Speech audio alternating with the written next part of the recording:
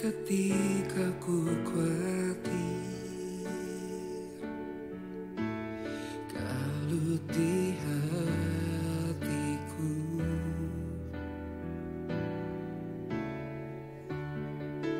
ku datang padamu,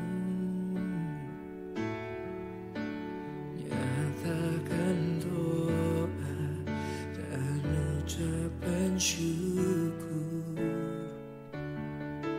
Damai sejahtera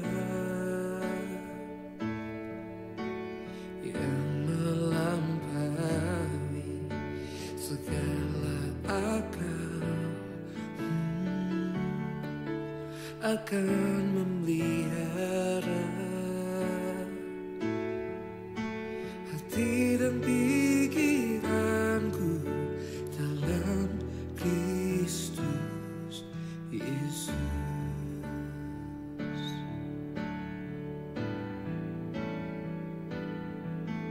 Semua yang benar, semua yang mulia, semua yang adil dan suci, semua yang manis, yang sedap didengar, semua kebajikan yang patut dipuji. Kupikirkan semua itu.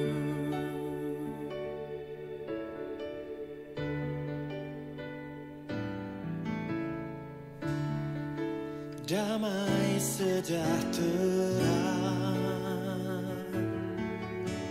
yang melampaui segala akal akan memelihara hati dan pikiranku dalam Kristus Yesus.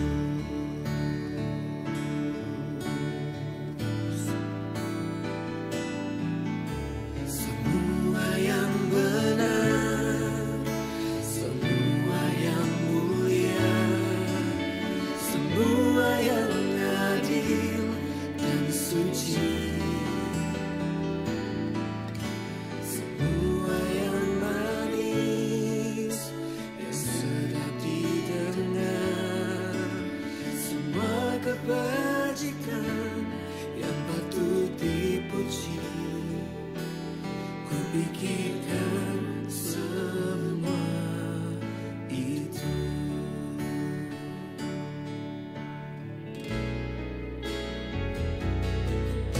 Semua yang benar, semua yang mulia, semua yang adil dan suci,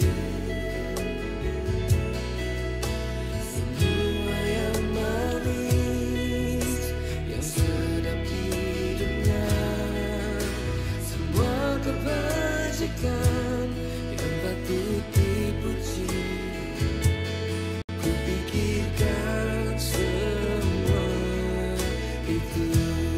Semua, semua yang benar, semua yang mulia, semua yang adil. Bersyukurlah kepada Tuhan dalam segala hal, sebab itulah yang dikehendaki Allah dalam Kristus Yesus bagi Anda. Shalom jemaat Tuhan, sebentar lagi kita akan masuk ke dalam ibadah live streaming. Walaupun terpisah secara tempat, tetapi tidak ada jarak di dalam hadirat Tuhan. Maka dari itu, Bapak, Ibu, dan Saudara terkasih, mari kita persiapkan tempat yang terbaik, hati yang murni, dan pikiran yang fokus agar kita dapat mengikuti ibadah ini dengan baik dari awal sampai akhir. Apabila Anda memiliki permohonan doa yang ingin disampaikan, Anda dapat memasukkannya ke dalam kolom live chat. Tim kami akan berdoa untuk Anda. Anda juga dapat menekan tombol like, share, dan subscribe YouTube GMS Kalimantan agar Anda mendapatkan notifikasi untuk mengikuti ibadah online. Dan sebelum memulai ibadah, mari kita berdoa. Tuhan, kami datang menghadap hadirat-Mu, pimpin setiap kami untuk masuk ke dalam hadirat-Mu dengan hati yang murni, dan biar kiranya firman-Mu menjadi kekuatan untuk setiap kami.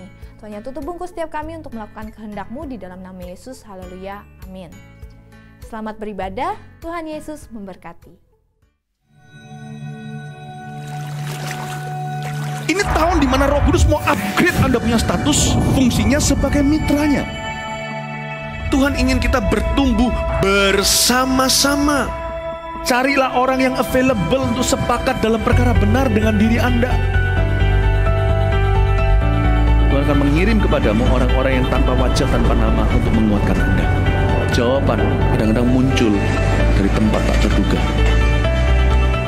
Bangun teamwork aja dengan Roh Kudus dulu, lalu bangun tim-tim dalam kehidupan kita dan dalam percayalah, breakthrough terobosan itu akan terjadi bukan dari pedangmu. Tahun ini mari kita percepat diri. Quick to listen, cepat untuk mendengar, lamban untuk berkata-kata, cepat untuk taat, lamban. Atau bahkan kalau bisa jangan berbuat dosa. Satu dari kamu mengalahkan 1000 musuh itu quality, tapi Tuhan tidak berhenti di situ. 2 berlaksa-laksa. Kami mencetuskan bahwa supaya yang datang di sini bukan jadi jemaat akhirnya, tapi semua jadi murid-murid yang berbuah-buah lebat. Gereja Mawar Sharon sekali mengayunkan tombaknya, berdirilah 300 gereja. Mari kita bersatu. Mari kita akselerasi sampai 2030 300 gereja ini benar-benar terjadi. Berikan sorak-sorai paling meriah bagi Allah kita. Mari semua bangkit berdiri, come on. Kita puji Tuhan.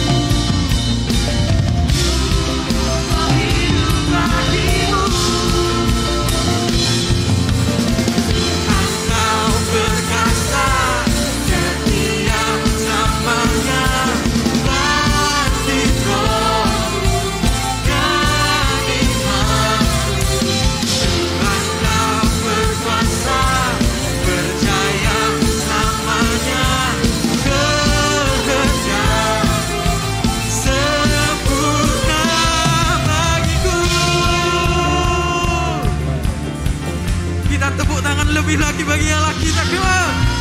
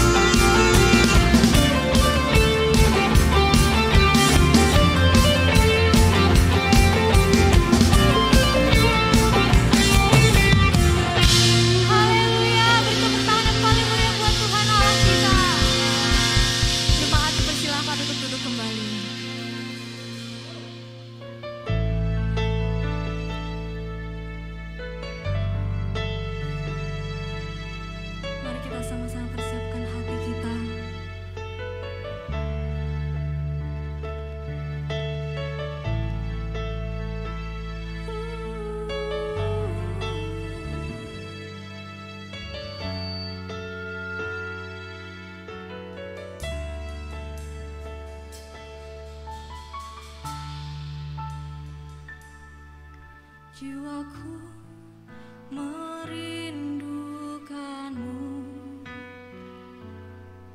ya Allah yang hidup. Jiwaku haus kepadamu, ya Allah yang hidup. Jiwaku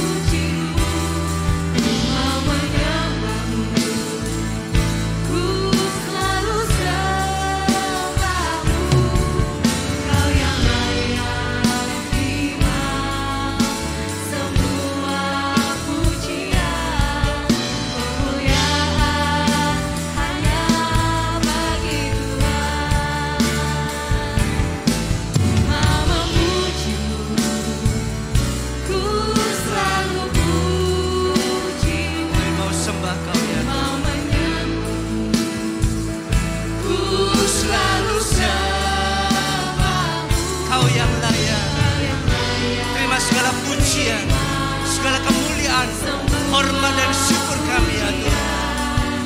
Kemuliaan hanya bagi Tuhan.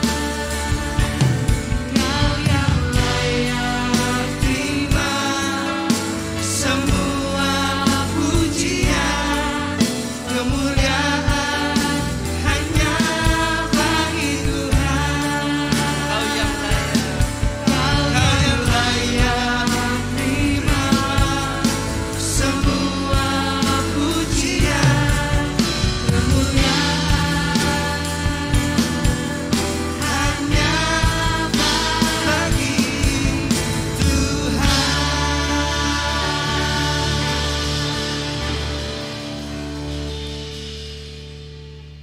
Kami persembahkan segala pujian yang terbaik hanya kepada Allah yang hidup, Allah yang kami muliakan, Allah yang kami sembah di dalam nama Tuhan Yesus. Sungguh kami bersyukur ya Tuhan punya Allah seperti Engkau. Engkau Allah yang tidak pernah meninggalkan kami sendirian. Engkau Allah yang selalu mendampingi kami, mengurapi, menyertai, memberkati kami. Terima kasih ya Tuhan buat segala kasih dan anugerah yang Tuhan nyatakan dalam kehidupan kami. Dan saat ini kami cuma bawa persembahan yang terbaik, yaitu hidup kami. Biar hidup kami menjadi persembahan yang kudus, berkenan di hadapan-Mu ya Tuhan. Terima kasih, berkati kami semuanya. Berkati ibadah kami sepanjang hari ini. Kami percaya Tuhan hadir, Tuhan melawat, Tuhan menjamah kami. Biar hadirat-Mu yang manis tetap boleh kami rasakan dari saat ini sampai kami pulang nantinya ya Tuhan. Terima kasih, hanya di dalam nama Tuhan Yesus kami sudah berdoa dan mengucap syukur. Haleluya, amin, amin. Berikan sorak-sorak yang terbaik buat Tuhan kita. Bapak Ibu dipersilakan kembali duduk. Oke, shalom Bapak Ibu semuanya. Haleluya ya, senang sekali lagi berjumpa dengan Anda.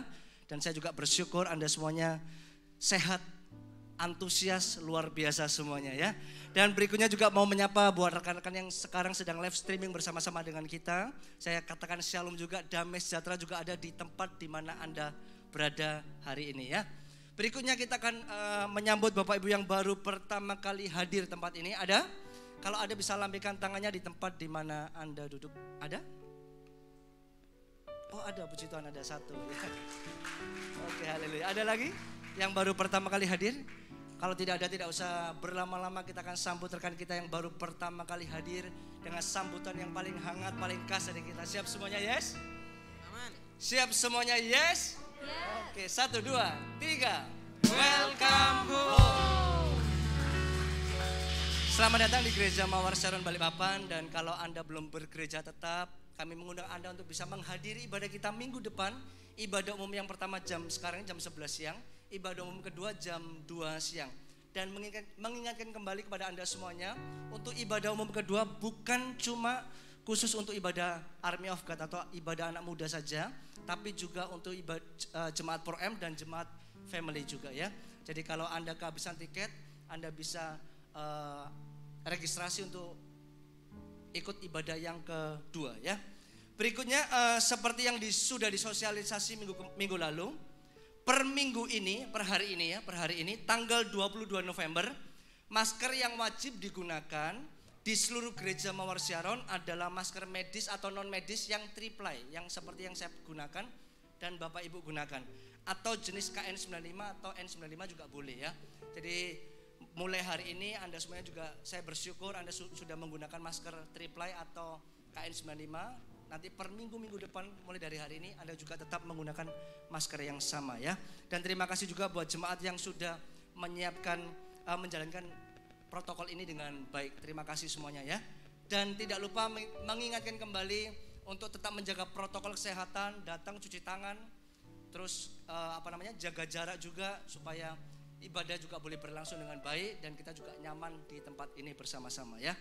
Dan mengingatkan untuk batas toleransi scan tiket adalah 15 menit setelah ibadah berlangsung. Setelah 15 menit maka tiket akan hangus dan Anda bisa registrasi kembali ya. Setelah itu pulang ibadah seperti luar biasanya, izinkan dari hamba Tuhan dulu, pembicara dan kompenen untuk bisa meninggalkan tempat lebih awal. Setelah itu nanti protokol tetap akan jalan, Anda bisa keluar dari barisan paling belakang. Oke? Itu saja untuk pengumuman untuk hari ini. Kita siapkan persembahan kita akan memberikan bagi Tuhan. Mari kita angkat persembahan kita di hadapan Tuhan. Tuhan terima kasih hari ini ya Tuhan kami boleh beribadah sama-sama dan kami akan memberikan persembahan pakai persembahan kami untuk terus menjadi berkat buat orang-orang di luar sana yang membutuhkan Engkau, terutama ya Tuhan. Terima kasih, kami mengasihi Engkau, hanya di dalam nama Tuhan Yesus kami sudah berdoa. Haleluya, amin.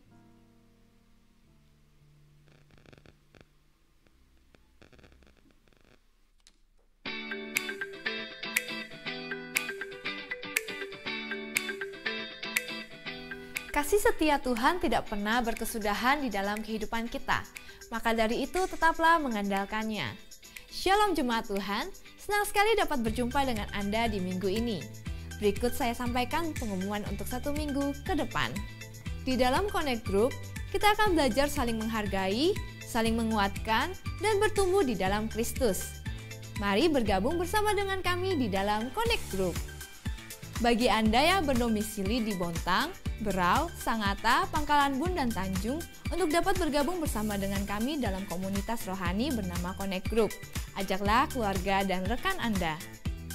Connecting Time CG Family Season 2 Doing Great Things akan diadakan pada tanggal 26 November 2020 pukul 19.30 malam bersama PDP Fandi Gunawan dengan tema Business Matters via aplikasi Zoom.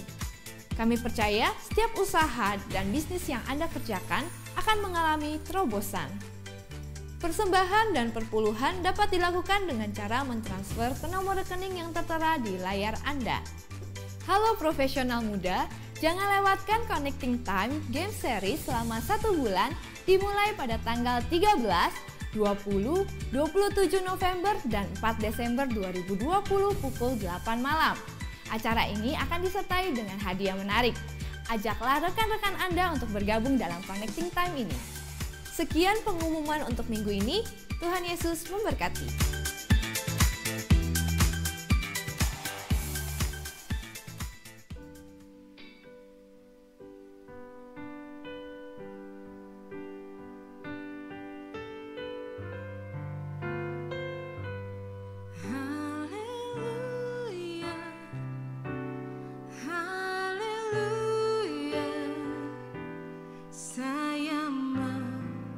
Cinta Yesus.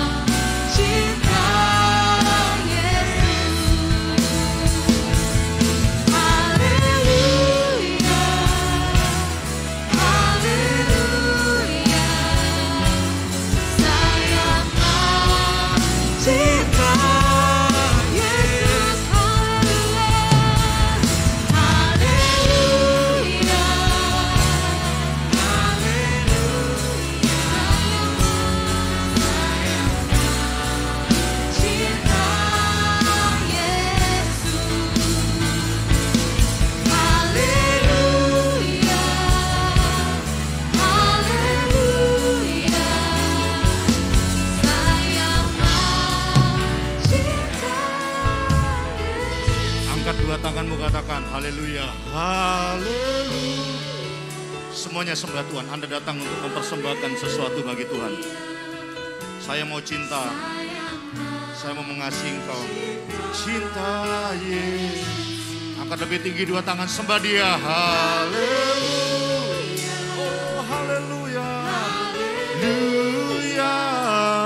Saya mau cinta Yesus. Angkat suaramu, katakan haleluya, haleluya, oh haleluya. Saya mau cinta. Semua yang mau cinta Yesus katakan haleluya, oh haleluya. Saya mau cinta Yesus. Katakan saya mau cinta Yesus. Saya mau cinta. Sungguh kami mau katakan kami mau cinta. Saya mau cinta. Berikan tepuk tangan bagi Yesus. Lebih meriah lagi, berikan sorak-sorai bagi Dia. Allah yang sudah lebih dulu mengasihimu, Allah yang sudah lebih dulu mengasihiku. Satu kali lagi berikan sorak-sorai bagi Dia, Allah yang maha hebat. Haleluya, haleluya, haleluya. Terima kasih, terima kasih.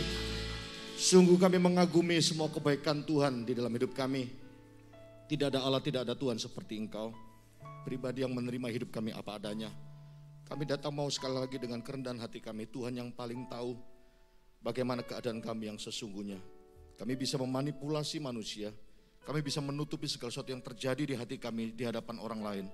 Tapi satu perkara, Allah yang kami punya adalah Allah yang maha tahu. Biar semua yang kau ketahui di hidup kami, kerjakan sesuatu yang kau kehendaki. Tuhan sempurnakan kami, bentuk kami, kuatkan kami, hibur kami, sembuhkan kami. Sehingga kami menjadi anak-anak-Mu yang terus bertumbuh menjadi pribadi yang lebih baik lagi. Tuhan urapi setiap anak-anak-Mu yang datang. Artinya kami mau mendapatkan kuasa yang Tuhan sediakan. Dan kami tahu kami sudah disediakan. Bagaimana kami mengerjakan dan melakukan, bahkan menggunakannya.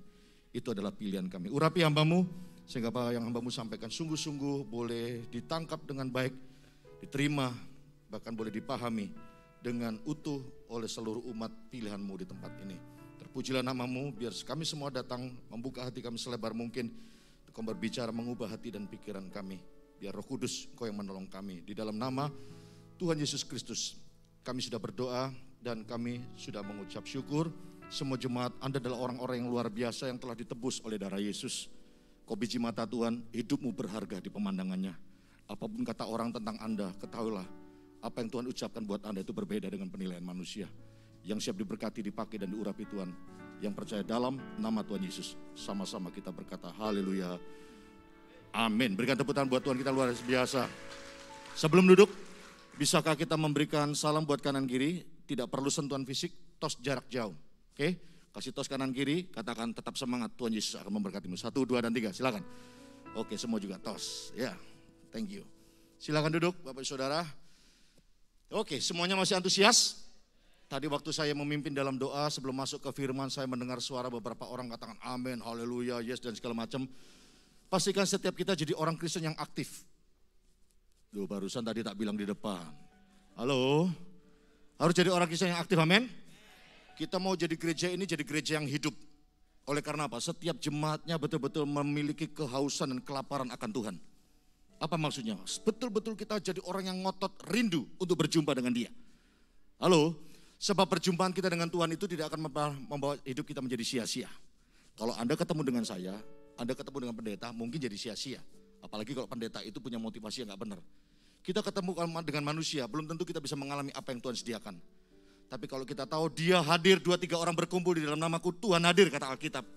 Dan ketika Tuhan hadir di tengah-tengah kita, saya percaya hanya orang-orang yang rindu menanti-nantikan kehadirannya, orang itu akan mengalami perubahan dan terobosan di dalam Dia. Katakan amin.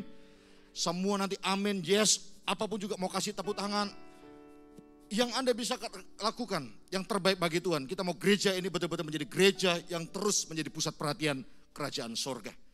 Gereja kita bukan gereja yang sempurna. Gereja kita masih punya banyak kelemahan dan kekurangan.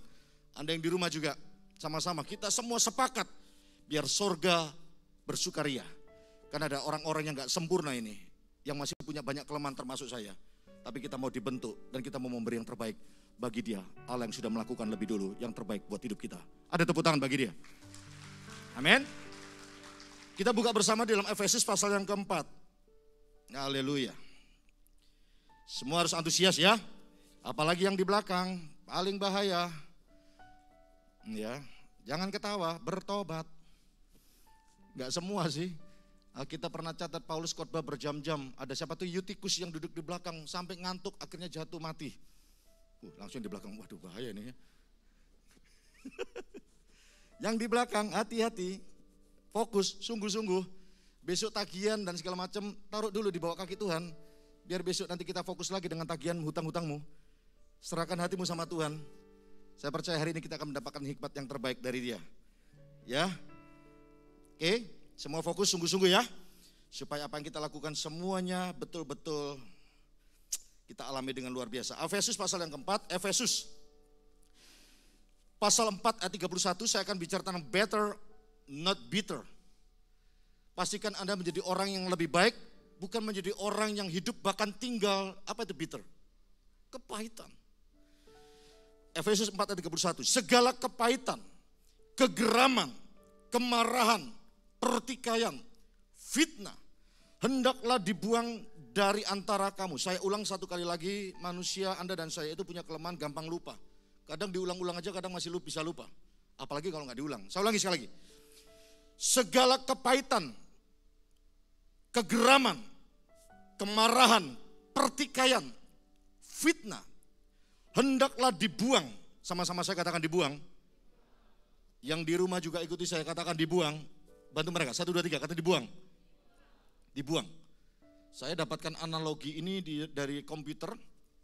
Ya, kalau ada file atau data yang gak terlalu penting, bahkan yang kita tahu ini akan mengganggu kinerja perangkat komputer, itu harus di delete. Dan biasanya kalau di komputer kita delete itu gak bisa langsung hilang, dia bisa masuk ke tempat satu yang namanya recycle bin. Tempat sampah. Betul? Dan ternyata file atau data yang dihapus yang masuk di recycle bin itu pun sewaktu-waktu kalau kita mau mengambilnya kembali, masih bisa. Paham maksud saya di sini?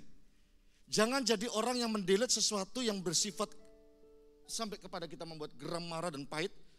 Tapi kita akhirnya korek kembali, ambil kembali dan taruh di hati kita dan pikiran kita. Akhirnya kita kembali membuat apa? Benci dan marah sama orang lain. No. Pastikan semua hal masa lalu, khususnya yang buruk, jangan ada di tempat sampah recycle bin. Bila perlu, delete, hilangkan. Memang secara manusia, pengalaman tertentu di hidup ini kita bisa lupakan begitu saja. Karena manusia itu punya daya ingat, punya memori. Ada jemaat tanya begini, Pak Pendeta, apakah Bapak tidak bisa mengingat semua kesalahan orang-orang di masa lalu Bapak, di masa lalu Koko? Oh saya bilang begini, oh sangat bisa. Dan sangat mungkin bisa untuk saya mengingat, saya manusia, saya punya memori, saya punya daya ingat itu masih baik, masih bisa bekerja dengan sempurna. Tapi saya tidak mau melakukan semuanya itu dengan tujuan. Saya nggak mau menyimpan kekecewaan, dendam, bahkan kepahitan kepada orang yang pernah mungkin, belum tentu sepenuhnya dia salah. Bisa jadi saya juga punya andil berbuat salah. Tapi saya nggak mau lakukan itu. Karena ketika saya mulai mengorek kembali, mengingat kembali, bahkan menempatkan yang seharusnya di tempat sampah itu kembali di dalam hati dan pikiran saya. Buat apa kita nyimpen racun di hati dan di pikiran kita?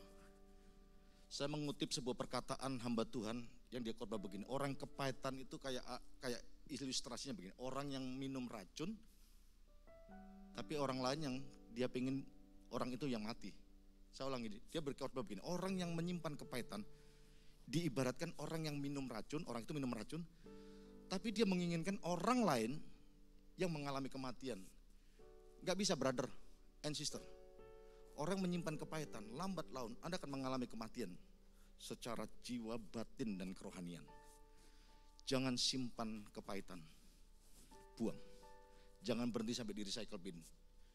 Dengan pertolongan Tuhan, saya percaya kita akan dimampukan untuk bisa tidak lagi mengingat semua kesalahan, dan perbuatan orang yang pernah melukai dan merugikan kita. Katakan amin. Demikian pula segala kejahatan, ayat 32, tetapi Efesus 4 pasal 4 ayat 32, hendaklah kamu ramah, sama-sama saya katakan ramah. Seorang terhadap yang lain, ya.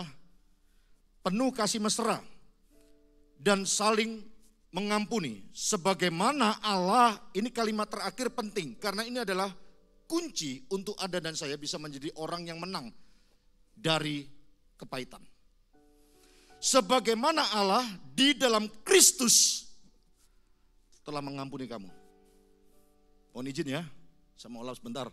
Sejak khotbah dari minggu lalu pakai ini, di dalam ini mudah basah.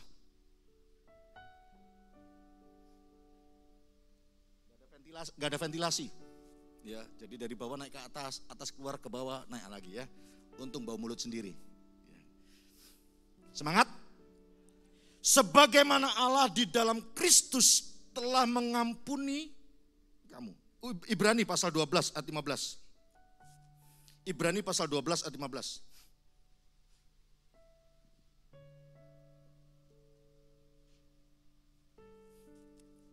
Ibrani pasal 12 ayat 15. Jagalah supaya jangan ada seorang pun menjauhkan diri dari kasih karunia Allah. Agar jangan tumbuh akar yang pahit, yang menimbulkan kerusuhan dan yang mencemarkan banyak orang. Perhatikan, jangan supaya ada orang atau seorang pun menjauhkan diri dari kasih karunia Allah. Tadi jelas di Efesus pasal 4 ayat 32, sebagaimana Allah di dalam Kristus telah mengampuni Anda dan saya. Itu kasih karunia Tuhan. Tuhan sudah mengampuni kita dari segala kejahatan dan dosa yang kita pernah perbuat di masa lalu. Oleh penebusan Kristus di kayu salib. Bahkan dikatakan di Alkitab begini, dia akan membuat dosa kita yang merah itu menjadi putih seperti salju. Bahkan ada satu ayat berkata begini di dalam kitab Yesaya. Bahkan Tuhan pun akan melupakan dosa-dosa kita dan tidak mengingatnya lagi. Oh, itu dahsyat. Tuhan gak sama dengan sifat manusia yang suka ungkit-ungkit masa lalu seseorang. Sekali dia menghapuskan, sekali dia melupakan, selamanya dia tidak akan ingat lagi. Bisa kalau Tuhan mau. Dan kalau Tuhan lakukan itu habis kita bro. Gak mungkin kita hari ini ada di sini. Halo. Kalau Tuhan mau ingat-ingat kesalahan kita. Dan saya mau tanya buat Anda, waktu Yesus mau mati di kayu salib, dia tahu gak ketika Anda dan saya sudah menerima pengampunan, kelak satu hari nanti kita tetap bisa jatuh di lubang dan kegagalannya sama. Saya mau tanya buat Anda, ketika Yesus melakukan penebusan, bahkan terakhir waktu dia bergumul di Taman Getsemani, ingat kisah itu? Sebelum penyalipan, keringatnya, peluhnya itu dikatakan seperti titik darah yang tetesan seperti titik darah. Dia bergumul, kalau boleh cawan ini berlalu daripadaku, bukan kehendakku yang jadi, biar kehendakmu Bapa. Kira-kira dia tahu gak sebelum dia naik ke kayu salib, bahwa Anda dan saya, orang-orang yang akan ditawarkan penebusan itu, ketika kita sudah menerimanya, satu kali kita bisa jatuh lagi dan mengkhianati Tuhan. Pendeta bertanya, jemaat menjawab. Kira-kira Tuhan tahu gak? Oh, dia sangat tahu. Tapi kenapa dia tetap lakukan itu? Coba kalau dia berpikir seperti kita, wah kalau gua udah mati di kayu salib, menebus dosa manusia, ujungnya kalau dia kembali lagi ke hidup lama, gua kan jadi mati konyol. Tapi kasih Tuhan gak dipengaruhi oleh apapun juga. Termasuk sesuatu yang dia tahu ke depan Anda dan saya bisa kembali jatuh di dosa dan lubang yang sama. Bahkan dia tahu siapa-siapa yang satu kali nanti pasti akan kembali meninggalkan Kristus. Tapi buat dia, no problem. Dia cuma satu lakukan yang terbaik buat orang-orang dikasihinya, yaitu Anda dan saya. Mati di kayu salib, supaya kita terima korban penebusan. Dan kita pun layak juga, atau patut memberikan pengampunan. Orang-orang yang berbuat salah, bahkan mungkin kita kerasa, kalau tak kasih maaf, kalau dia ulangi lagi gimana? Berapa banyak orang yang memberikan maaf sama orang lain? Ya udah, tak kasih maaf ya. Tapi satu syarat, jangan diulangi lagi. Ya. Memang kita berharap demikian. Terus kalau misalnya mau diulangi lagi gimana? Biasanya orang ya udah aku nggak mau kasih maaf. Dan Yesus tidak lakukan itu buat hidup kita. Sampai di sini ada paham? Halo? Ibrani pasal 12, jangan ada seorang pun yang menjauhkan dari kasih karunia Allah, agar jangan tumbuh akar yang pahit. Berarti kenapa kok akar pahit bisa tumbuh? Bukan karena kesalahan orang lain, bukan karena situasi keadaan yang Anda terus salahkan. Ingat seorang tokoh besar Martin Luther berkata, kita nggak bisa melarang burung berterbangan di atas kepala kita. Tapi kita punya hak untuk mengusir ketika burung itu berhenti di atas kepala kita. Dan dia akan membangun sebuah sarang. Kita punya hak untuk kita mengusirnya. Artinya brother and sister, saya mau kasih tahu kata-kata Martin Luther ini. Hidup ini ditentukan oleh satu hal yang namanya pilihan. Anda gak bisa larang orang mau buat apa dengan hidup Anda. Kamu bikin marah aku terus, kamu bikin jengkel aku terus, kamu bikin kecewa aku terus. Dia sih Pak, kalau dia tidak melakukan itu, aku tidak bisa begini, tidak mungkin begini. Tidak bisa begitu bos. Hidup ini pilihan. Ingat Martin Luther bilang, tidak bisa kita melarang burung terbang di atas kepala. Itu hak-haknya mereka, mau bikin apa buat hidup kita. Emangnya siapa ente? Ini dunia milik bersama bro. Kita hidup berdampingan dengan banyak orang yang notabene karakter dan sifatnya macem-macem. Dan jangan pernah menuding saya, Bapak gak pernah ngalamin apa yang saya alami. Itu sifat manusia, suka membandingkan. Kalau saya tunjuk balik, Anda juga gak pernah ngalamin seperti apa yang saya alami. Ngerti maksud saya? Jangan hidup berpusat kepada dirimu sendiri. Tiap-tiap orang itu punya salib dan pergumulannya masing-masing. Kalau bicara tentang kekecewaan, tiap-tiap orang pasti pernah ngalami minimal sekali dalam seumur hidup. Bahkan berkali-kali, itu pasti. Cuma bagaimana kita meresponi, menyikapinya. Itu adalah pilihan kita. Halo. Pertanyaan saya buat Anda mau jadi orang better, menjadi orang lebih baik? Atau bitter, orang yang terus tinggal dalam kepahitan? Dalam hal pelayanan konseling udah berkali-kali deh, ada orang saya kasih pilihan tetap. Saya milih tetap benci Pak sama orang itu. Yaitu pilihan orang kan saya gak bisa larang.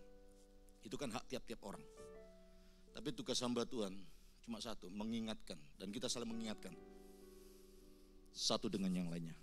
Untuk Anda dan saya sebagai orang Kristen yang dipanggil oleh Tuhan, jadilah orang yang bertumbuh menjadi pribadi yang lebih baik. Bukan orang yang terus tinggal dalam kekeraman, kebencian.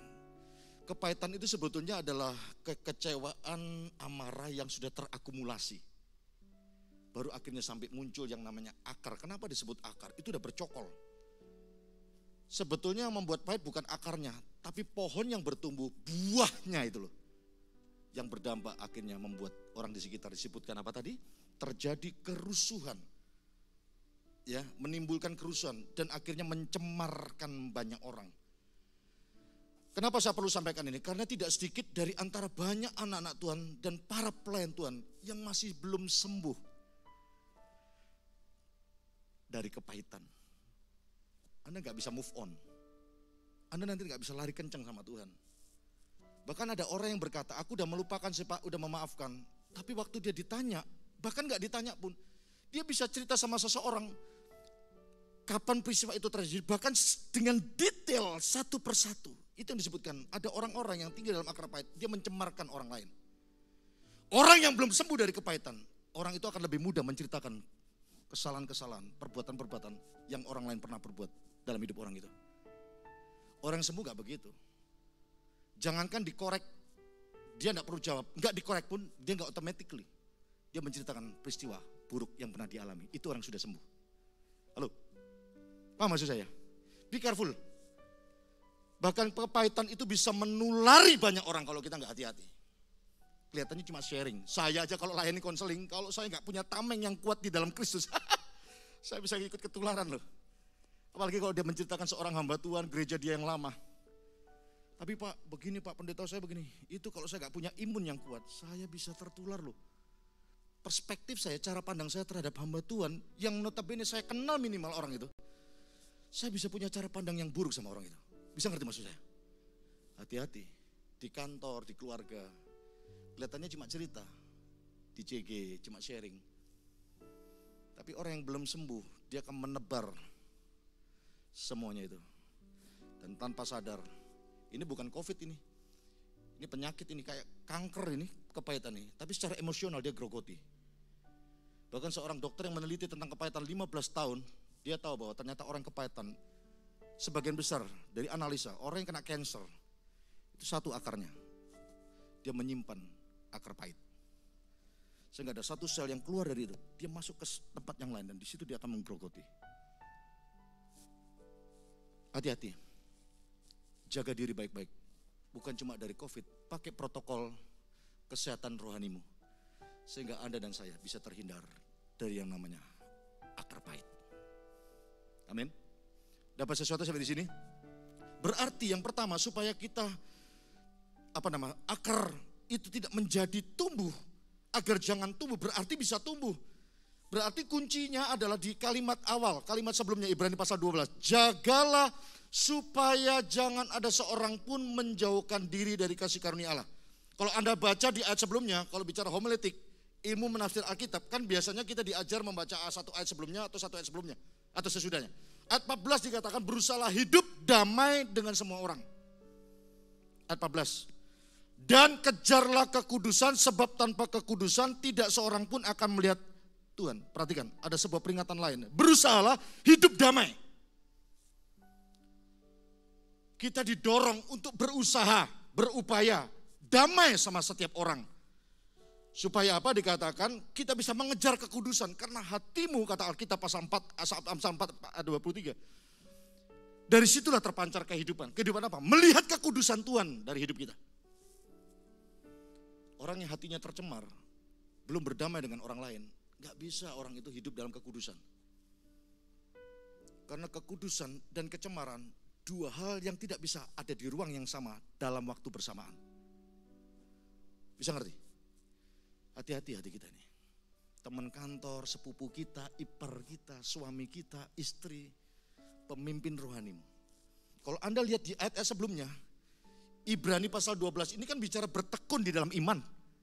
Anda baca di ayat 2 ayat 3, setiap orang diminta untuk mata yang tertuju kepada Yesus. Makanya kalau ke gereja, betul ayat ini mengingatkan jangan lihat manusia. Sekalipun kenyataannya mau tidak mau kita lihat orang-orang di sekitar, termasuk Anda lihat saya tiap minggu. Tapi ayat ini di ayat sebelumnya diingatkan, pandang matamu tertuju kepada Yesus. Oh, untuk kita bisa terhindar dari kepahitan, cara kita melihat itu harus dibangun terlebih dahulu. Ada banyak orang Kristen, ada banyak jemaat gereja yang kepahitan sama pendeta. Kenapa? Dia melihat pendetanya itu melebihi Yesus. Tidak bisa. Saya ditanya, apa yang membuat Ko John Lee kok bisa bertahan 20 tahun di GMS? Ayat ini yang saya pakai. Mata saya tertuju kepada Yesus. Koko tidak pernah kecewa sama pemimpin. Kalau saya mau, saya beberkan buat listnya, bisa. Banyak. Tapi saya bilang, kelebihan dan positifnya pemimpin yang saya punyai jauh lebih banyak dari kekurangannya. Itu yang membuat saya mengasihi mereka sampai hari ini. Mata kita harus tertuju. Kalau Anda menikah, lihat suami, lihat pasangan kita, lihat istri. Hanya lihat memang sosok manusia yang penuh kelemahan kekurangan. Anda tidak akan pernah bisa bertahan sampai maut memisahkan. Percaya saya. Tanya istri saya, tanya pasangan Anda. Anda sebagai orang tua kalau lihat anak Anda dan tidak melihat Yesus atas hidup anak Anda, bahkan melihat kelebihannya atas yang Tuhan taruh dalam hidupnya, Anda tidak pernah mengasihi anak-anak Anda. Ya.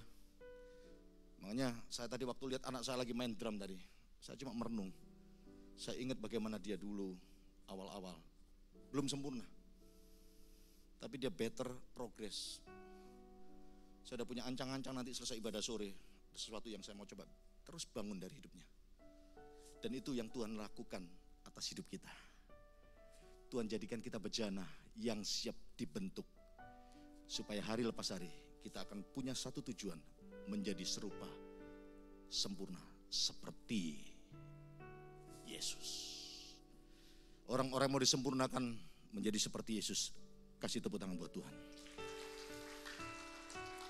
Jangan supaya ada seorang pun menjauhkan diri. Dalam bahasa Inggrisnya, any man fail of the grace of God. Gagal di dalam kasih karunia Tuhan. Kasih karunialah yang Tuhan sediakan untuk memampukan kita bisa mengampuni orang di sekitarmu. Tidak ada satupun manusia termasuk hamba Tuhan yang kuat untuk bisa melepaskan pengampunan buat orang-orang yang mungkin kita ini punya pemikir udah berbuat baik, ke ujungnya begini ya Pak. Saya bisa ngerti buat orang-orang yang merasa nyeseknya minta ampun, makanya ada lagu sakitnya tuh di sini. Nggak apa lagu belakangnya.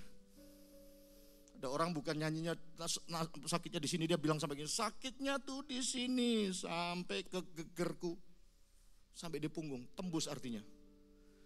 Saya bisa memahami sakitnya bagaimana dengan orang-orang yang sepatutnya atau tidak sepatutnya melakukan itu buat Anda.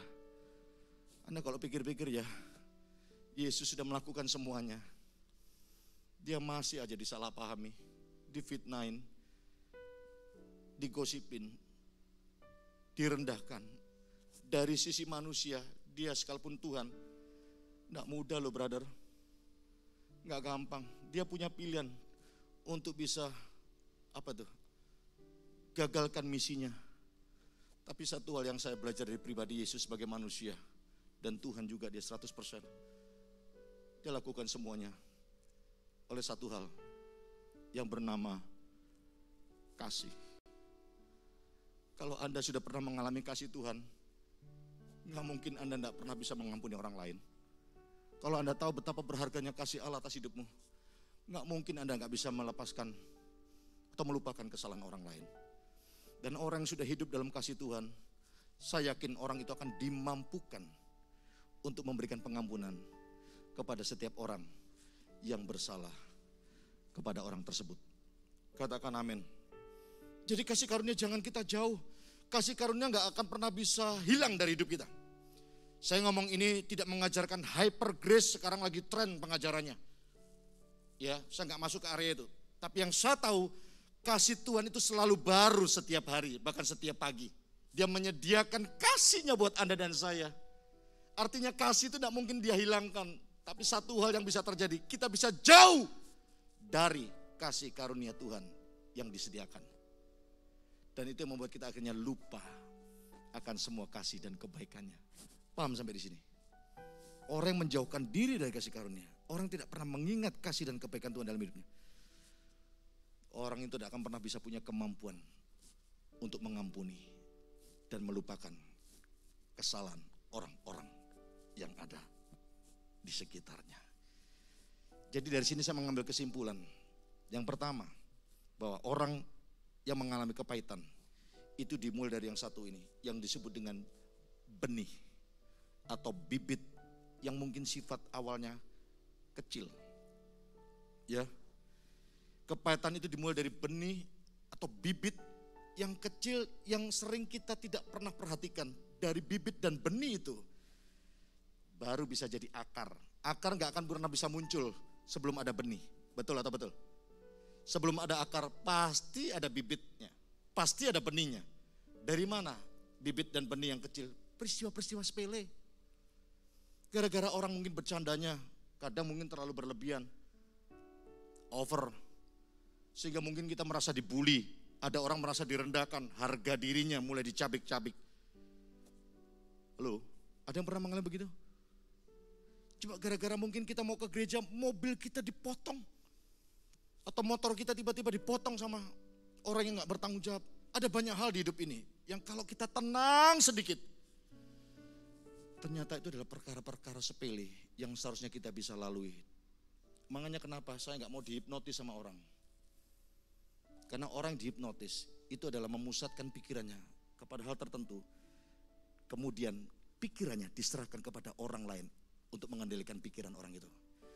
Jangan pusatkan pikiranmu kepada kesalahan orang-orang di sekitarmu. Semakin kau punya pengalaman, waktu Anda terima WA, kata-katanya semakin Anda resapi, semakin Anda baca, semakin Anda marah.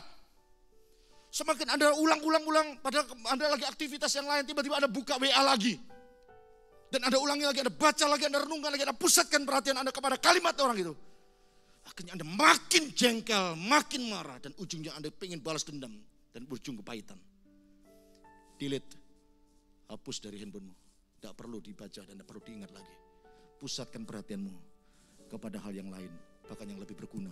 Sehingga engkau tidak perlu lagi mengingat apa yang orang lain pernah ucapkan, bahkan dalam bentuk teks atau tulisan sekalipun.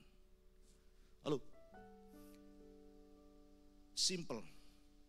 Tapi saya tahu ini bermakna buat kita menjalani hari-hari kita, supaya kita tidak masuk di dalam alam memori dan semakin berakar dengan kuat benih yang seharusnya nggak perlu ada di dalam folder hati dan pikiran kita. Amin. Kita punya pengalaman tiba-tiba meeting atau apa di diskusi di kantor tentang proyek tertentu, tiba-tiba ada pimpinan atau rekan kerja kita kata-katanya dan tindakannya melecehkan kita.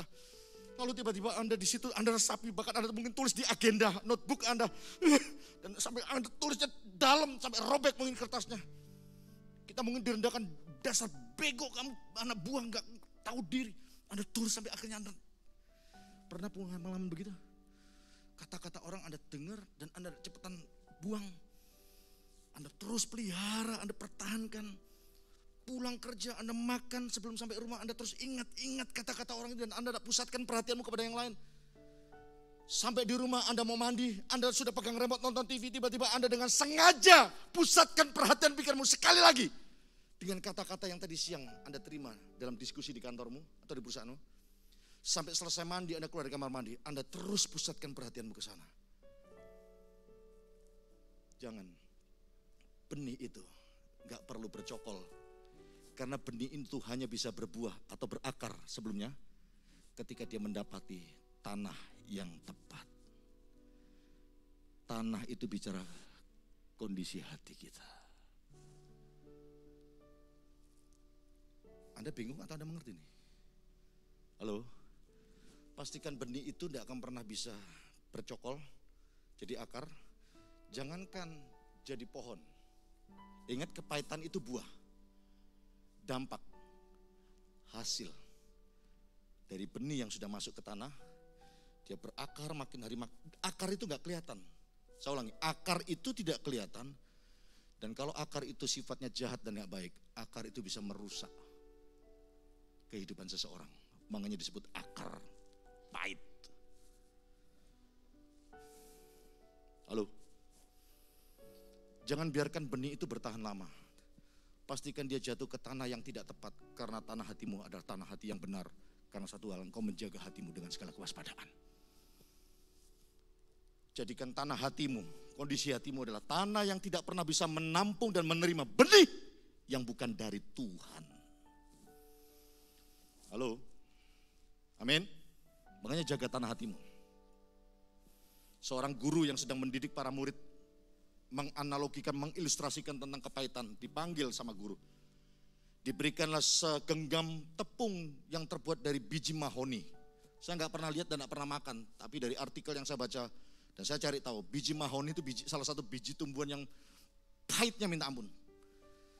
Katanya sudah sempat diteliti, bisa dipakai sebagai obat penyembuh beberapa penyakit. Biji mahoni. Dikasih tepung sama guru kepada para murid, segenggam tepung yang terbuat dari biji mahoni, biji yang pahit tadi, diterima oleh para murid, anak-anak, ya, lalu diminta untuk masukkan ke secangkir yang berisi air. Dimasukkan oleh para murid, si guru minta, sekarang kalian adik-adik coba minum. Mereka minum, langsung gak lama muntah, dimuntahkan, dikeluarkan dari mulut mereka. Mereka berteriak, pahit bu, gak enak. Ya udah, pinggirkan cangkirnya.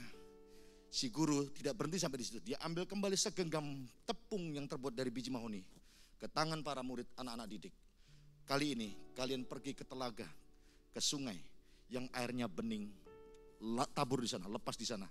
Setelah kalian masukkan itu di telaga yang airnya bening, minum airnya.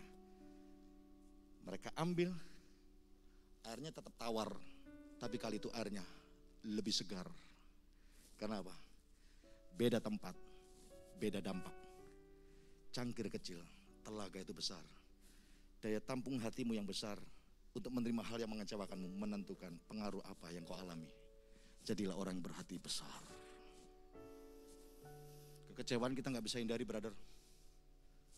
Penentunya cuma satu, lapangkan kapasitas hatimu untuk melewati segala sesuatu dalam hidup ini yang kita tahu kita bisa melampauinya oleh karena kasih karunia Tuhan. Pahit sekalipun, tapi menjadi kebaikan-kebaikan Tuhan. Ingat peristiwa Yusuf Kalau ngomong kepahitan, Yusuf salah satu orang yang mestinya dia mengalami kepahitan. Bayangkan bapaknya sendiri, dia cuma cerita tentang mimpi, ditegur. Abangnya sendiri, dia cerita mimpi, dijual, dimasukkan sumur, masuk penjara. Kalau dia mau memilih pahit, dia bisa. Anda cari tahu kalimat yang menunjukkan Yusuf mengalami kepahitan, kasih tahu saya. Kalau sampai ternyata ada, saya traktir Anda makanan apapun yang Anda inginkan, tapi Pak Yohanes yang bayar. No. Anda tidak pernah temukan kalimat atau kata-kata dari Yusuf yang membuat dia geram, marah dan pahit baik kepada papanya maupun abangnya. Ini juga manusia seperti Anda dan saya. Tapi dia tahu bagaimana bisa terhindar dari yang namanya kepahitan. Dia tidak memusatkan pikirannya kepada hal-hal yang membuat dia terpuruk. Tapi Yusuf memusatkan perhatiannya kepada janji Tuhan. Ingat umur 17, Tuhan berjanji dengan semua mimpi yang diutarakan, dia satu kali nanti akan menempati tempat yang Tuhan sediakan. Perjalanannya gak gampang, 13 tahun dia harus alami itu. Hingga waktunya tiba, Yusuf menjadi orang penting di negeri Mesir. Nomor 2 setidaknya. Dan yang luar biasa, lihat, orang yang tidak menyimpan kepahitan, ketika orang yang merugikan orang itu datang. Ingat kuku-kukunya minta apa? Bantuan makanan. Yusuf kata-katanya powerful. Memang kamu mereka-rekakan yang jahat buat aku. Tapi Tuhan kata Yusuf. Berarti dari awal dia udah tahu bahwa apa yang dia harus lalui, ada Tuhan yang selalu berpihak kepada Yusuf. Kamu mereka-rekakan yang jahat buat aku. Tapi Tuhan mereka-rekakan, merencanakan yang baik buat hidupku. Sini tak bantu, lai. Kalau Yusufnya dari Cungko, dari Guangzhou, lai. Lu butuh apa kok? Sini, tak bantu satu persatu. Itu orang yang berhati besar. Jangan puas, jangan senang kalau orang yang pernah nyakiti Anda tiba-tiba hari ini ngalami masalah. Puji Tuhan, kapokmu kapan? No, itu ciri orang yang hatinya kecil. Tapi orang berhati besar, gak tega ketika orang pernah nyakiti dia, hari ini mengalami keterpurukan dalam hidupnya. Ingat doa Yesus di kayu salib? Bapa, please ampuni mereka, sebab mereka tidak tahu apa yang mereka perbuat. Jadilah orang berhati besar seperti Kristus. Katakan amin. Katakan yes. Anda dapat sesuatu? Anda belajar sesuatu? Anda gak mau jadi orang pahit? Jadi orang lebih baik? Kasih tepuk tangan buat Tuhan kita, luar biasa. 3 hal. Bagaimana kita bisa menjadi orang yang terhindar dari kepahitan. Jelas, jangan jauh dari kasih karunia. Jangan izinkan akar itu tumbuh. Ya, bukan cuma menimbulkan kerusuhan. Karena dampaknya ini menghancurkan hidup Anda. Bahkan mencemarkan orang lain. Tadi saya sudah peringatkan di depan, hati-hati pergaulan yang buruk bisa merusak kebiasaan yang baik. Anda punya media sosial, medsos, apapun bentuknya, Twitter, Facebook, Instagram. Hati-hati, jangan sembarang orang Anda follow. Yang gak jelas, saya udah lama gak punya Facebook. Saya gak tahu yang pertemanan itu namanya apa. Tapi IG saya, tidak sembarangan orang saya follow. Yang saya baca, yang saya dengar, mempengaruhi pola pikir dan kondisi hati saya. Saya ikut salah satu media sosial berita. 2-3 hari beritanya itu terus. Kerumunan yang di Jakarta. Itu kalau nggak hati-hati saya baca, nyalain TV, itu lagi loh beritanya. Anda adalah apa yang Anda baca dan apa yang Anda dengar, termasuk dengan siapa Anda bergaul. Paham? Yang Anda baca atau yang Anda lihat, yang Anda dengar, termasuk lingkunganmu. Itu bisa mempengaruhi Anda. Saya nggak ngomong kita nggak boleh anti televisi, media sosial. Saya cuma peringatkan, hati-hati. Jangan sampai apa yang Anda terima, itu meracuni hidup. Tidak semua berita itu buruk, tapi semua hal kita harus perlu filter. Ada amin? Termasuk kumpulanmu di luar gereja. Kita nggak boleh jadi orang Kristen yang eksklusif. Tapi tidak semua orang perlu kita kumpul dengan mereka. Pertanyaannya, apakah dengan kumpulan kita dengan mereka membangun hidup kita? Atau sebaliknya? Apalagi kalau Anda tahu fondasi kekristenanmu belum kuat. Kenali dirimu. Apakah Anda orang yang mudah terbawa arus? Atau Anda jadi orang Kristen yang membangun rumah kerohanianmu atau kehidupanmu di atas batu karang yang teguh. Kalau Anda gak jamin Anda bisa kuat di fondasi itu, jaga pergaulanmu. Atau sebaliknya Anda akan terseret dengan arus dunia yang membawa hidupmu jauh dari kasih karunia Tuhan. Amin. 3 hal yang kita bisa lakukan untuk terhindar dari kepahitan. Yang pertama, are you ready? Yang siap katakan yes. Pelajari siapa orang yang membuat kita sakit hati. Poin yang pertama, 3 hal yang membuat kita bisa terhindar. Pelajari. Anda juga kan cuma jadi orang yang belajar tentang ilmu tertentu. Anda juga harus belajar tentang orang-orang di sekitar Anda. Jadi orang yang lebih cerdik, jadi orang yang lebih cermat. Terhadap siapa? Orang-orang yang mungkin bisa membuat Anda jadi sakit hati.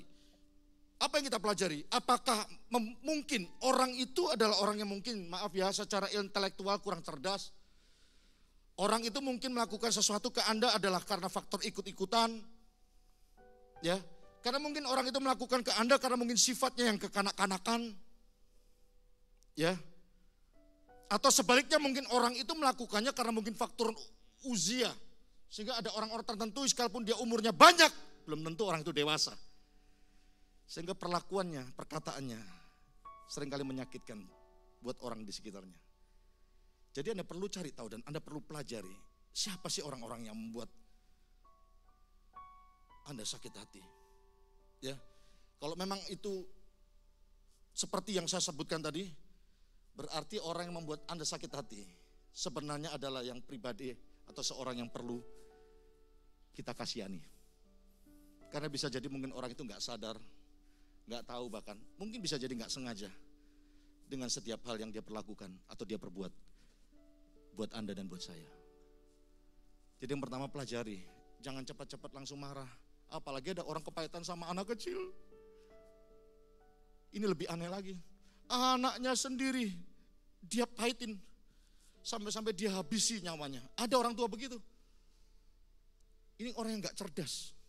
Ini orang tidak mempelajari siapa orang-orang yang membuat kita sakit hati. Halo? Amin. Ada orang-orang di sekitarmu yang mungkin tabiatnya begitu. Kalau ngomong memang kasar, ya sudahlah. Tadi saya bilang di awal, kita gak bisa melarang orang lain melakukan apa-apa buat kita. Tugas Anda cuma satu, memilih untuk jadi orang tetap bertahan dan bersabar. Dari situlah, kalau kita mendekatkan diri kepada kasih karunia Tuhan, kita bisa punya cara pandang dan cara kita melihat. Kasihan sama orang-orang kayak begitu. Bukan kebencian yang muncul, tapi belas kasih yang lahir. Anda mau punya hati kayak begitu? Gak marah, gak jengkel, tapi tiba-tiba hati itu kayak kasihan gitu. Kayak penuh belas kasih gitu, ini orang perlu didoakan. Nah pulang, bawa dalam doa. Untuk apa? Supaya orang itu diubah sama Tuhan. Oh, itu mantap. Anda mau doakan orang-orang yang melakukan semuanya itu? Yang kedua, ingat-ingat kembali hubungan kita dengan orang tersebut. Yang pertama tadi pelajari, yang kedua ingat, apa yang kita perlu ingat? Kebaikan apa yang pernah orang lain lakukan buat kita? Atau orang yang mungkin melakukan, ya tadi, hal yang membuat kita sakit hati. Bila perlu, ketika kita mengingat kembali hubungan kita dengan orang tersebut, buat list atau daftar. Apa? Kebaikan-kebaikan yang pernah dia buat. Yang Anda anggap itu bernilai bahkan bersejarah dalam kehidupanmu. Paham maksud saya? Buat daftar, mungkin 10 tahun yang lalu pertama kali Anda kenal orang itu, hubungan Anda begitu kental banget. Ada orang bilang begini, padahal loh Pak, kok aku sama dia dulu banyak minta ampun loh. Aku bantu dia, dia bantu aku. BFF, best friend forever. Kalau film Batman Forever. Kita itu pokoknya udah komitmen sampai kapanpun kita mau jadi best friend. Siapa nyangka hari ini aku disakiti kok. Tahu nggak tiba-tiba dia melakukan ini. Terus cukup lah ya. Jadi kayak nonton drakor. Saya tantang sama dia. Ingat-ingat kembali teman yang tadi kamu kenal 10 tahun yang lalu yang awalnya baik. Masa sih masih gak tersisa semua hal yang baik? Gak ada ku, rasanya udah gak ada ku. Salah satu sifat manusia, nila setitik, rusaklah susu sebelanga. Kita lebih mudah melihat kelemahan orang dan dipakai untuk meruntuhkan kebaikan seseorang. Berubah yuk tahun 2021 yuk. Untuk kita jadi orang yang sibuk untuk mencari kelebihan orang lain atau kelebihan seseorang, dibanding sibuk membuat daftar isi semua kesalahan atau kelemahan seseorang. Itu yang membuat kita jadi bencinya minta ampun. Pak Bu yang sudah menikah tahunan atau belasan tahun, ingat-ingat kembali semua kebaikan pasanganmu. Kalau Anda berkata bahwa udah hilang semua Pak, gak mungkin. Anda buat list pertama kali Anda dikasih apa dulu waktu pacaran? Itu tidak bernilai Pak dibanding dengan perlakuan. Ya udahlah, jangan ingat yang buruknya, ingat yang baik. Buat sebanyak mungkin waktu Anda dikasih apa, Anda dibawa kemana, Anda diperlakukan bagaimana, walaupun hari mungkin sudah luntur, semua kebaikan setidaknya akan membantumu untuk bisa mengasihi orang itu kembali. Ingat-ingat kembali hubunganmu dengan orang tersebut, khususnya hal yang baik. Jo, masih ingat waktu kita dulu Surabaya, kamu masih berapa tahun?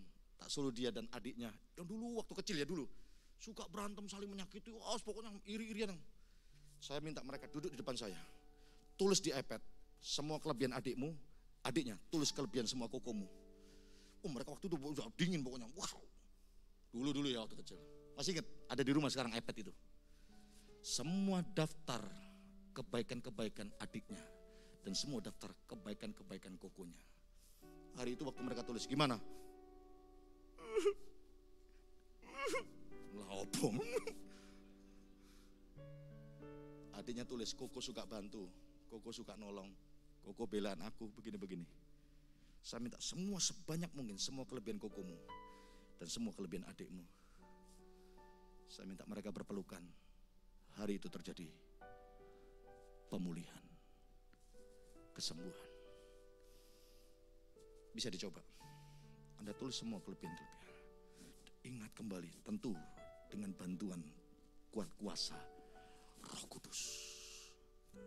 Biar itu menjadi sebuah penetral semua hal yang pernah tertanam di pikiran hati kita terhadap kelemahan, kekurangan yang pernah orang lain lakukan di hidupmu dan di hidupku. Yang ketiga, yang terakhir,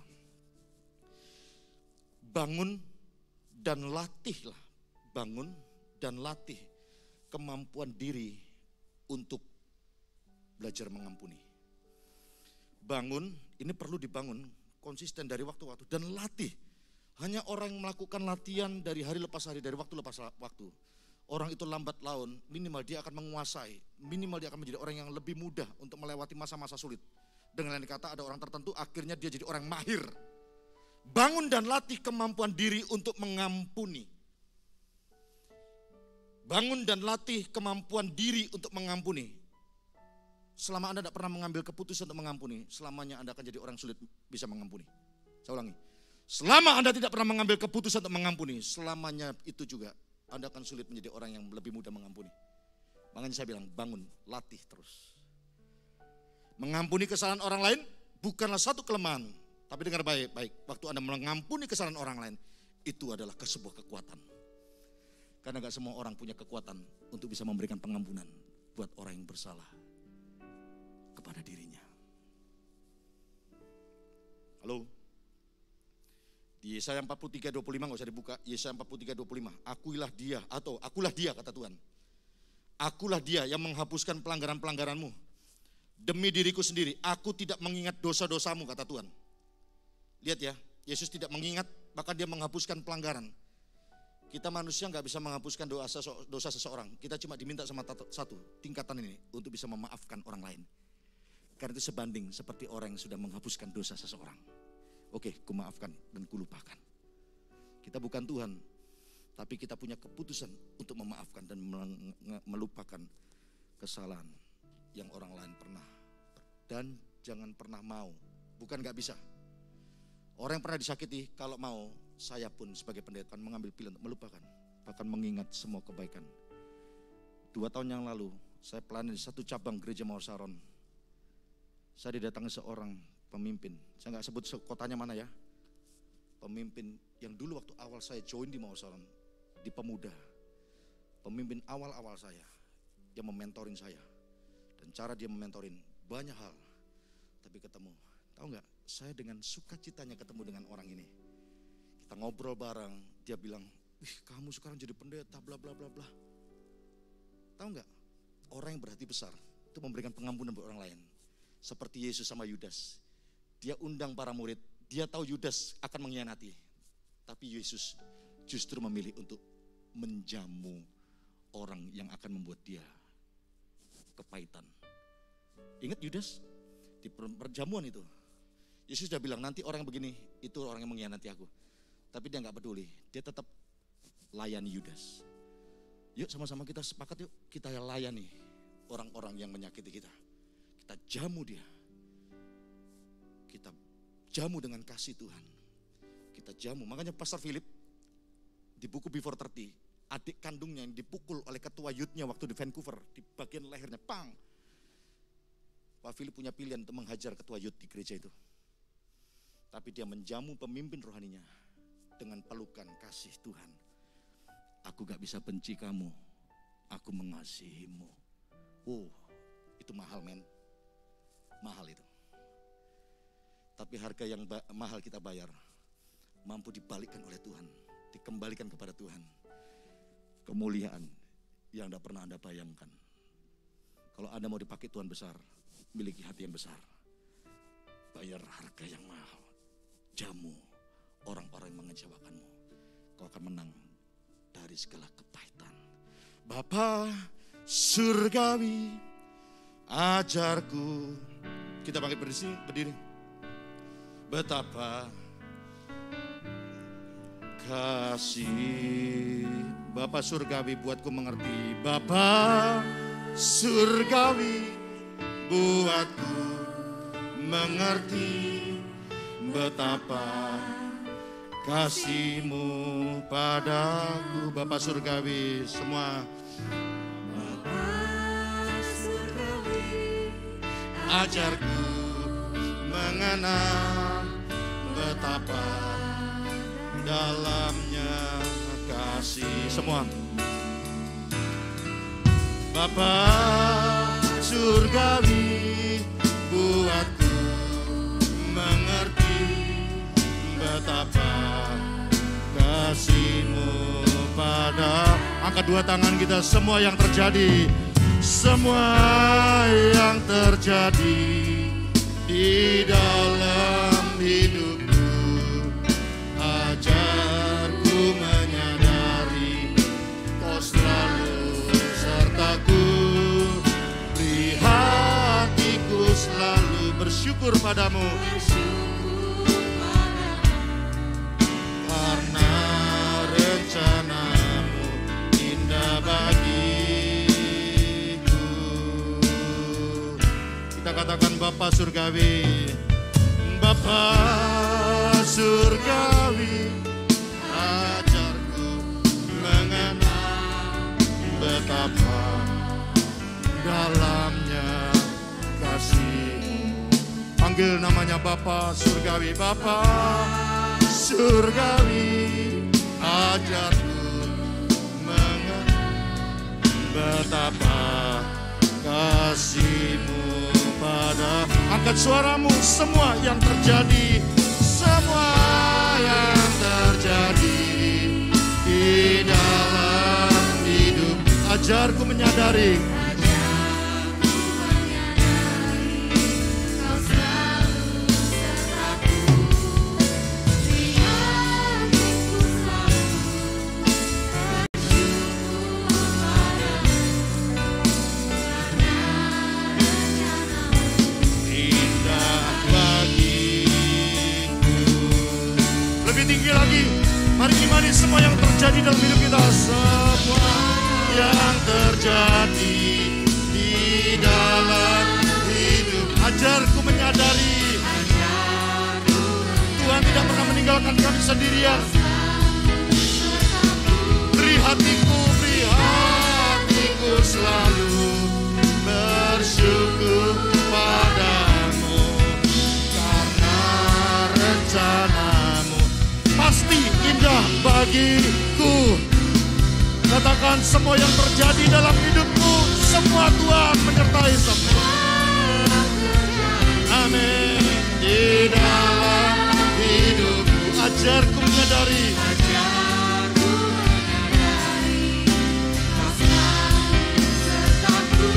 Beri hatiku selalu, biar kami bersyukur padamu. Karena rencanamu indah bagiku. Biar musik. Tuhan, terima kasih buat firman yang kau ajarkan bagi kami. Kami tetap menjadi orang yang bertumbuh, menjadi orang lebih baik, better and not bitter, dan tidak menjadi orang yang pahit. Tuhan, mampukan kami. Jangan buat kami jauh dari kasih karunia-Mu. Karena itu yang justru membuat kami bisa kuat dan melampaui, bahkan melewati setiap pengalaman-pengalaman pahit dalam hidup ini. Ajar kami untuk tidak selalu menyalahkan perbuatan orang lain dalam hidup kami. Tapi biar kami menyodorkan, menyediakan diri bagaimana di pribadi yang senantiasa dibentuk oleh Tuhan. Kalau ada saja, baik di tempat ini maupun yang di rumah, oke, Tuhan mengasihi orang-orang mau terbuka, semua turun tangan. Saya mau tantang setiap Anda, tidak perlu maju di tempat Anda masing-masing, kita mau datang sama Tuhan. Hal-hal yang pernah terjadi dalam hidupmu, lewat firman ini kita diingatkan kembali. Kalau Anda mau jadi orang better, menjadi orang lebih baik, mari datang sama Tuhan. Dia yang membuat hati, Dia juga yang akan membuat hatimu yang terluka menjadi kembali sembuh, pulih. Oleh karena anugerah, oleh karena pertolongan. Jangan simpan kepahitan, jangan simpan kegeraman amarah. Mari sama-sama kita datang pada Tuhan. Saya hitung sampai 3, yang di rumah juga sama-sama kita datang. Anda yang rindu untuk dipulihkan sama Tuhan, angkat tanganmu tinggi-tinggi. 1, 2, Tuhan sorga melihat. Dan 3, semua yang terjadi, datang sama Tuhan. Di dalam hidup aja, 1 tangan di atas, 1 tangan di dada. Kau selalu sertaku, beri hatiku selalu bersyukur padamu. Karena rencanamu indah. Sekali lagi tetap angkat tangan, 1 tangan di dada. Semua yang terjadi di dalam hidupku, ajarku menyadari Kau selalu besertaku. Beri hatiku selalu bersyukur padamu. Karena rencanamu itu selalu indah bagi kami anak-anakmu. Semua angkat suaramu. Yang terjadi di dalam hidupku, ajarku menyadari. Amin, amin. Tuhan selalu beserta. Di hatiku selalu bersyukur padamu. Karena rencanamu indah bagiku. Rencanamu indah bagiku. Karena rencanamu indah bagiku. Terima kasih Tuhan. Terima kasih Bapa. Haleluya. Terima kasih. Terima kasih. Kita naikkan satu pujian sebagai penutup. Semua baik, semua baik.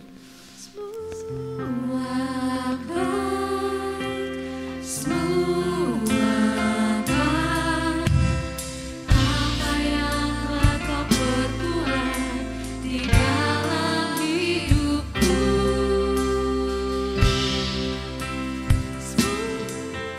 Semua sungguh teramat baik. Kau jadikan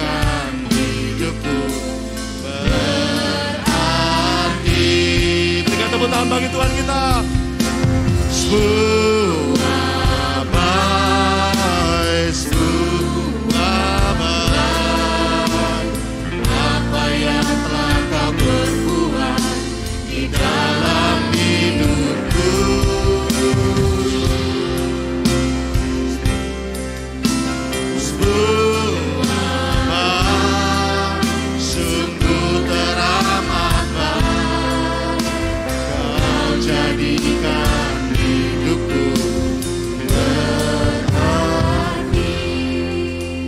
Tuhan mau jadikan hidup Anda dan saya punya makna dan berarti. Sekalipun kita harus melewati masa-masa sulit, ada banyak rintangan, persoalan, masalah, tantangan. Tapi ketahuilah, ujung yang Tuhan kehendaki untuk kita ada di sana adalah keberhasilan, kemenangan. Demikianlah kita disebut sebagai umat yang lebih daripada pemenang. Saya tidak ada maksud untuk mengecilkan persoalan yang kau hadapi, kegeraman yang kau sedang hadapi. Tapi saya sedang menawarkan kembali tentang kebesaran anugerah Tuhan bagi orang-orang yang mau menerima dan memampukan Anda dan saya bisa lepas dari semuanya itu. Amin. Pilihan masing-masing di tangan kita. Apakah kita mau menerima dan melakukan dan mengalaminya, atau sebaliknya kita menolaknya dan menghindarinya, dan kita akan tinggal dalam zona hitam kalau di masa Covid. Kepahitan demi kepahitan yang menggerogoti, bahkan menghancurkan kesehatanmu. Lambat laun kerohanianmu pun akan makin hari makin menurun. Doa saya menyertai Anda. Angkat dua tanganmu. Tuhan, kau melihat anak-anakmu yang mengangkat tangan sebagai bukti kami gak bisa jalan seorang diri. Kami angkat tangan menyerahkan hidup kami sepenuhnya di dalam pimpinan penyertaan-Mu. Terimalah berkat damai sejahtera dari Allah Bapa, dari cinta kasih dari Tuhan kita Yesus Kristus. Lewat kasih karunia-Nya kita dimampukan untuk menerima kekuatan mengampuni. Ada orang-orang bersalah kepada kita. Terimalah juga hikmat, urapan, pimpinan dan kuasa daripada Allah Roh Kudus yang membuatmu menjadi kuat dan tangguh. Sebab roh yang ada dalam dirimu itu lebih besar dari apa yang ada di depanmu. Dan ketika Tuhan di pihakmu, tak ada satu pun yang bisa mengalahkanmu. Bukan karena kuat gagah kita, bukan karena kecerdasan kita, tapi karena oleh anugerah, kasih karunia dan kemurahan Tuhan saja. Terimalah dengan ucapan syukur, pulanglah menjadi orang yang hidup dalam damai sejahtera, ramah satu dengan yang lain, jadi orang yang menjamu orang-orang yang melukai dan merugikan kita. Jangan balas kejahatan dengan kejahatan, balas kejahatan dengan kasih yang Tuhan sudah letakkan dalam hidup. Mulai hari ini sampai selama-lamanya. Di dalam nama Tuhan Yesus Kristus yang sudah berdoa dan sudah diampuni, dan kita juga mau mengampuni orang bersalah kepada kita. Sama-sama yang percaya kita berkata amin, amin. Berikan tepuk tangan buat Tuhan. Silakan duduk. Tuhan Yesus memberkati.